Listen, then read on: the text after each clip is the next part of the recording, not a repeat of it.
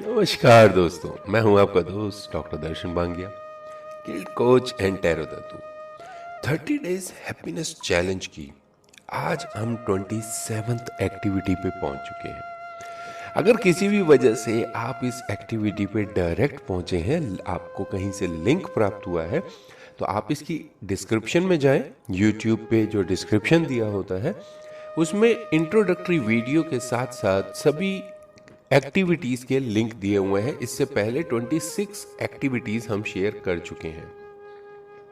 हमारे अंदर आपको खुशी चाहिए, अंदर से खुशी चाहिए, तो इन एक्टिविटीज को, इस इंट्रोडक्टरी वीडियो को सुनकर करते हुए फिर इस तक पहुंचे, ताकि इस चैलेंज का आप फायदा उठा सके, आपकी जिंदगी खुशियों से भर सके।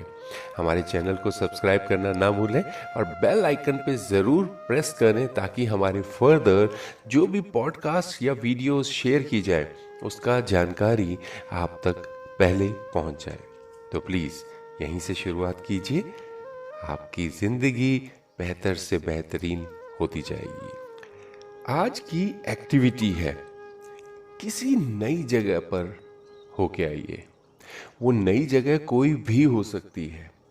नई जगह जैसे कि कोई हिस्टोरिक प्लेस हो सकता है, आपके शहर का कोई अच्छा सा पार्क हो सकता है जहाँ पर कुछ अच्छी एक्टिविटीज हों, कोई भी। ये भी हो सकता है कि आप अपने घर के उस हिस्से में जाएं जहाँ पर पानी का टैंक लगा होता है, पर वो एक बहुत कम से कम 3-4 बिल्डिंग ऊपर होना चाहिए, जिससे कि आप सुबह सुबह या तो सनराइज या शाम को सनसेट देख सकें। जी हाँ, अगर आप बहुत कम जाते हैं, क्योंकि नॉर्मली हम ऐसी जगह पर जाकर कभी बैठते नहीं हैं। कभी भी दिमाग के अंदर कोई जाले बहुत ज़्यादा भर गए हों तो ऐसी जगह पर जाके बैठ जाए। बहुत ही एक अलग ही तरीके का ये मेडिटेशन हो जाता है।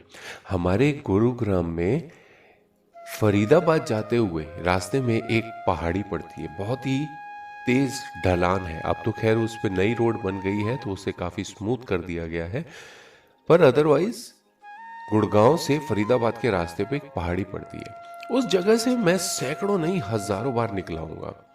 तो वहां पर एक छोटी सी पहाड़ी रोड के लेफ्ट साइड पे पड़ती है। जब आप फरीदाबाद से वापस गुड़गांव की तरफ आ रहे हो तो वहां पर मैंने कई बारी शाम के समय पर लोगों को गाड़ी खड़े करके बैठे हुए देखा।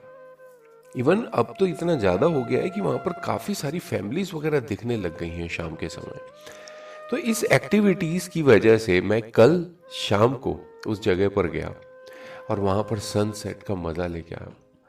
दोस्तों, मैं आपको बता नहीं सकता कि अंदर कितना सुकून आया था उस जगह पर बैठकर सनसेट देखना। क्योंकि आप जब भी किसी भी नई जगह पर जाते हैं तो वहां पर आपका दिमाग शांत हो जाता है, बिल्कुल शांत हो जाता है। अंदर से जो भी आपकी कमियां, आपकी दुख, आपके शोक, कोई भी ऐसा नेगेटिव सोच ऐसी जगह पर जाकर गुम हो जाता है।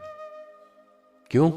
क्योंकि आपका दिमाग सोचना बंद कर देता है ऐसी जगह पर जाकर।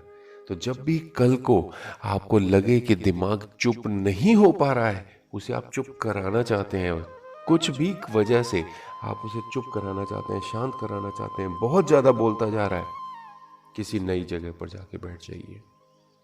हो सकता है वहां पर आपको जाके कुछ सीखने को मिले या फिर कुछ नया देखने को मिले। तो अपने अंदर की क्यूरियोसिटी को जगाइए, अपने इस दिमाग को नए एक्सपीरियंस, नई अपॉर्चुनिटी के लिए उठाइए और देखिए जिंदगी कितनी हसीन है। बस हम इसको सोचना, इसको देखना, इसका मजा लेना भूल चुके हैं। मैं बस आपको यही चीजें याद कराना चाहता हूँ। ये छोटी छोटी एक्टिविटीज कुछ भी नहीं है, करके देखिए और आपको जिस भी एक्टिविटी से अच्छा लगे, उससे आपको क्या मजा आया, इसके डिस्क्रिप्शन में इंट्रोडक्टरी वीडियो से पहले एक गूगल फॉर्म का लिंक दिया हुआ है। आपको किस एक्टिविटी की वजह से आपको अच्छा लगा, या फिर आपने क्या फील किया। आप हमारे साथ जो भी शेयर करना चाहें प्लीज़ शेयर ज़रूर कीजिएगा। चलिए चलते हैं आज की मोटिवेशनल स्टोरी की तरफ। आज की मोटिवेशनल स्टोरी का शीर्षक है क्या से क्या हो गया। एक बार एक राजा ने क्रोध में आकर लगभग 20 वर्ष पहले अपने 15 वर्षीय इकलौते पुत्र को उसके बुरे आचरण के कारण देश निकाला दे दिया। जब राजा बूढ़ा हो गया तो उसे अपने पुत्र की याद आई कि जैसा भी था तो अपना खून ही, अब इस राज्य को कौन संभालेगा। उसने अपने मंत्रियों को उस पुत्र को खोजने चारों ओर भेजा। कर्तव्य विमूढ़ हुआ वह राजपुत्र और कुछ न जानने के कारण पड़ोसी राज्य में भीख मांगा करता था। 20 वर्षों से वह भीख मांगने के कारण वह अपना राजकुमार होना ही भूल गया था। फटे मैले कपड़े थे, दाढ़ी बड़ी हुई थी, गाल पिचके हुए थे, आंखें धसी हुई थी, बाल उलझे हुए, कमर झुकी हुई, एड़ियां फटी हुई और नस नस उभरी हुई थी। फूटा हुआ कटोरा हाथ में लेकर असहाय सा घबराया हुआ वह चौराहे पर हार आने जाने वाले की ओर आशा भरी दृष्टि से देखता था, पर उसकी ओर कोई नहीं देखता था। देवयोग से एक मंत्री का रथ उसी चौराहे से गुजरा। मंत्री और राजपुत्र की नजरें मिली तो एक बिजली सी कौंध हुई। मंत्री ने उसे अपने पास बुलाया। वह डरा डरा सा मंत्री के पास पहुंचा।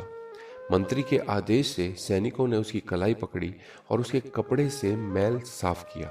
वहां रात चिन्ह चमकने लगा। एकदम से सारा दृश्य बदल गया। सैनिक घबरा कर चरणों में गिर गए।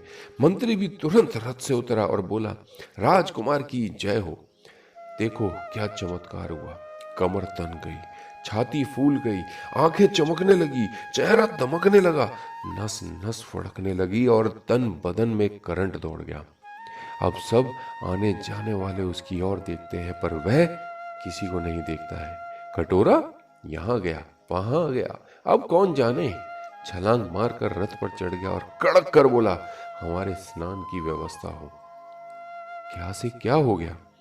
क्या आपको अपनी खुद की याद आ गई? हम भी पता नहीं कितने जन्मों से भिखारी बनकर दूसरों से छोटे छोटे सुख को मांगते आए हैं। ये भूल ही गए कि हम तो आनंद के साम्राज्य के उत्तराधिकारी हैं।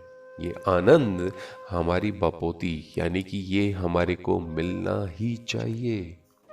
बपोती होती है बाप का माल। हम क्या करते हैं अपनी नॉर्मल जिंदगी के अंदर? हमारी खुशी, हमारा दुख, हमारा क्रोध दूसरों के ऊपर डिपेंड हो गया है। इसे कहते हैं अपना रिमोट कंट्रोल दूसरों के हाथ में देना। किसी ने कुछ भी कहा, आपको गुस्सा आ गया।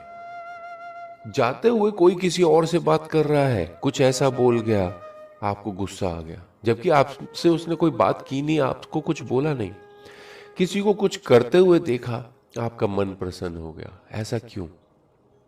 किसी के कुछ भी करने से, बोलने से, दिखाने से, देखने से आपके अंदर गुस्सा और खुशी कभी भी नहीं आनी चाहिए। इसका रिमोट कंट्रोल, इसका बटन आपके पास होना चाहिए। आप जब चाहें आप गुस्सा हो सकें, आप जब चाहें इमीडिएट शांत हो सकें, इमीडिएट खुश हो सकें, तभी आपके अंदर खुशी हमेशा ठहरी रहेगी। इस फॉर्मूला को हमेशा याद रखें और इसको कैसे आप अपनी जिंदगी में उतार सकते हैं, इसे समझने की और देखने की जरूरत है। ये छोटी छोटी एक्टिविटीज आप इस्तेमाल कीजिए, पर इसके साथ साथ आपको अपने अंदर उस बदलाव को भी लाना होगा जिससे कि आप अंदर से इतने, इसे मैं कहूँगा शब्द कठोर का मतलब ये नहीं कि आप दूसरों के साथ कठोर हो जाएं। कठोर होने का मतलब होता है कि आप खुद के लिए हमेशा, अपने परिवार के लिए हमेशा अच्छा करें, अपनी खुशी के लिए करें। जब आपका परिवार भी खुश होगा तो भी आप खुश होंगे। तो कठोर होना बुरा नहीं है, पर हाँ, जहां पर आपको कोई भी आकर छेड़ जाए, एकदम से ऐसा लगे कि आप कहां बैठे थे और कहां पहुंच गए, इसे मूड स्विंग भी कहते हैं। कुछ महिलाओं में जैसे कहा गया है कि लगभग 2 बच्चों के बाद ये मूड स्विंग की प्रॉब्लम आम हो जाती है। इसमें कुछ ना कुछ वजह हार्मोनल डिसबैलेंस की भी होती है। इसको संभालना ज़रूरी होता है। जी हाँ, आप संभालना चाहें तो संभाल सकते हैं। प्राकृतिक चिकित्सा के अंदर कुछ ऐसे ट्रीटमेंट हैं जिसको कर कर आप अपने आप को डिटॉक्सिफाई कर सकते हैं, अपने शरीर के अंदर से कचरा निकाल सकते हैं।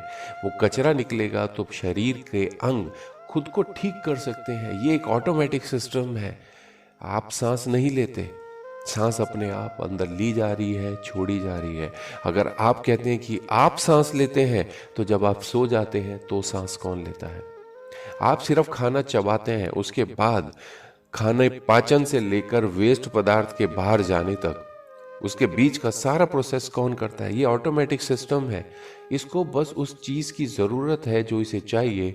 हो सकता है शायद आप आज तक न्यूट्रिशनल फूड दे रहे हैं, फल फ्रूट खा रहे हैं, पर क्या आप जंक फूड अवॉइड कर रहे हैं?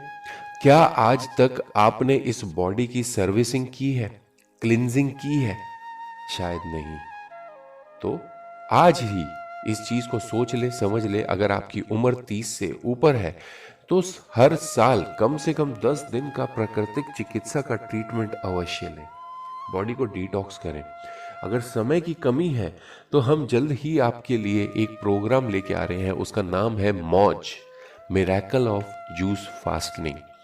3 दिन हर महीने अगर आप अपने शरीर को दे देते हैं, इसको आराम के लिए दे देते हैं, इसके अंदर क्लिनजिंग करने का दे देते हैं, तो आपके अंदर से वेस्ट पदार्थ जहां भी एक्यूमुलेट हो रहे हैं वो क्लीन हो जाएंगे। इसका ध्यान रखिएगा, नेचुरोपैथी और आयुर्वेदा कहता है कि आपके शरीर में जहां भी टॉक्सिन्स एक्यूमुलेट हो जाएंगे वहां बीमारी इकट्ठा होना शुरू हो जाएगी, बीमारी बनना शुरू हो जाएगी।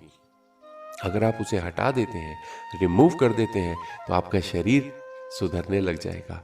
जब अंदर कचरा नहीं रहेगा तो एक और कारण हो जाएगा आपके पास, खुशी हर जगह से निकलने लगेगी। अपनी त्वचा को सूंघ के देखिए, कैसी खुशबू आ रही है इसमें से या बदबू आ रही है। आपको पता लग जाएगा कि शरीर कितना बीमार है और कितना ठीक है। इसको स्वस्थ होना चाहिए। तो आपके अंदर सफाई भी होना चाहिए। घर के आसपास तो हमने आपको सफाई कराना सिखा दिया, छोटी छोटी तरकीबें आपको सिखा दी, पर ये एक तरकीब आपको और सीखनी है अपने शरीर के लिए, क्योंकि आपको अगर जिंदा रहना है तो सिर्फ यही शरीर है, ये किराए का नहीं मिलता। हो सकता है आने वाले टाइम में मिल जाए। और साइंटिस्ट ने कैलकुलेशन करके बताया है कि अगर ये पूरा शरीर प्रयोगशाला में आपको बना के दिया जाए तो लगभग 350 करोड़ रुपए आपके खर्च होंगे। यही 350 करोड़ या फिर 350 लाख करोड़ है। एग्जैक्ट अमाउंट मुझे अभी याद नहीं है, बट आप एवरेज भी लेके चलिए 350 करोड़। अगर आपको अपना नया शरीर चाहिए तो इसको आप दूसरे नजरिए से देखिए। आप इस समय पे 350 करोड़ के मालिक हैं, इतने अमीर हैं आप। तो इस शरीर को संभालिए, इसकी क्लिनजिंग करिए और अपने अंदर खुशी को, प्रसन्नता को, पॉजिटिविटी को बढ़ाइए। आपका दिन शुभ रहे, जुड़े रहें, जोड़ते रहें। कल फिर मिलेंगे एक नई मोटिवेशनल स्टोरी के साथ। Bye bye, take care, have a good day.